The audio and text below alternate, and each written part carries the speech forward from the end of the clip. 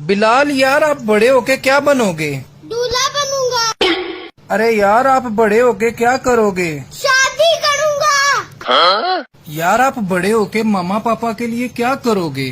बहू लेके आऊंगा। ओए पागल इंसान, आप जिंदगी में क्या हासिल करना चाहते हो? दुल्हन। यार बिलाल, आपकी जिंदगी का कोई मकसद है ना? वो क्या? शादी। जैसे भी चलता है चक्कर चलाओ, मेरी शादी करवाओ, मेरी शादी कर। की गल है, बड़ी टेंशन लई है, की परेशानी है?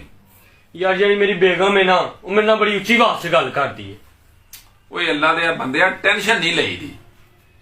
एक मिनट बेगम। हाँ जी फरमाओ, की तकलीफ है?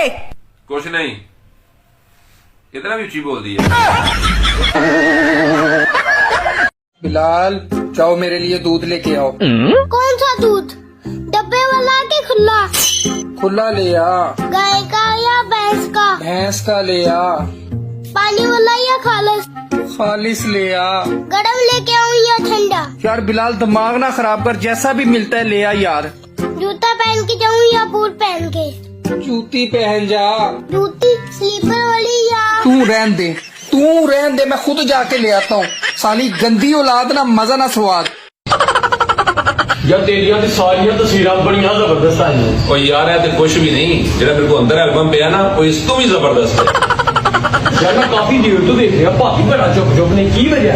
ओ यार, वजह कोई भी नहीं है। 4 दिन पहला ना असी तस्वीरां बनवान गए हाँ, और जेड़ा फोटोग्राफर नहीं, वो तेरी भाभी नूं आंदा, बाजी तुसीं चुप रहो ना, ते कतरीना कैफ लगदे हो। ते फिर की 4 दिन हो गए ने चुप पे।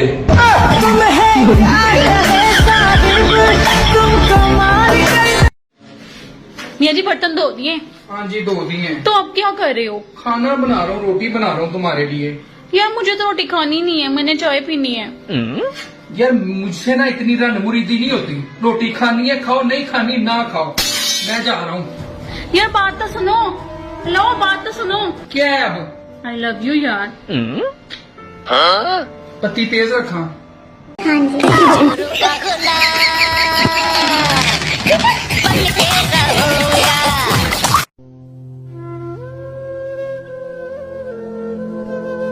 घर वाले घरे ना होवे ना ते घर खाण नूं आउंदा ते जे होवे तो ਉਹ ਖਾਣ ਨੂੰ ਆਉਂਦੀ ਹੈ। ਬੰਦਾ ਕੀ ਕਰੇ? मैं अम्मी वाल चली हाँ 2-3 दिन ਲਈ, परेशान ते नहीं होवोगे? आज लगता है मैं हवा में हूँ, आज इतनी खुशी। जानू, तेरे तो बगैर दिल नहीं लगना। अच्छा चलो फिर मैं अम्मी नूं फोन कर देनी, अम्मी आ जांदे ने।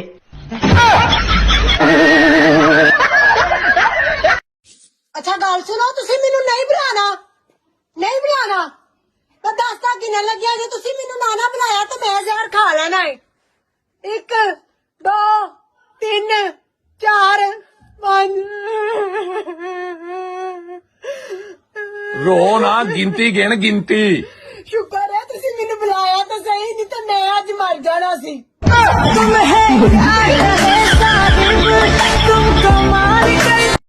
पापा जी बाहर जाओगे, मेरे लिए डेली मिल्क ले आना। अच्छा बेटा।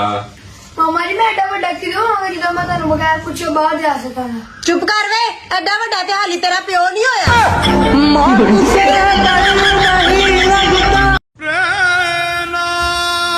किथे गया थे? ਉਹ ਜਾਣਾ ਯਾਰ ਕਿੱਥੇ ਵੇ? ਕੱਲ ਨਾ ਮੇਰੀ ਬੀਵੀ ਦੇ ਕੋਲ ਉਹਦੀ ਇੱਕ ਸਹੇਲੀ ਬੈਠੀ ਸੀ।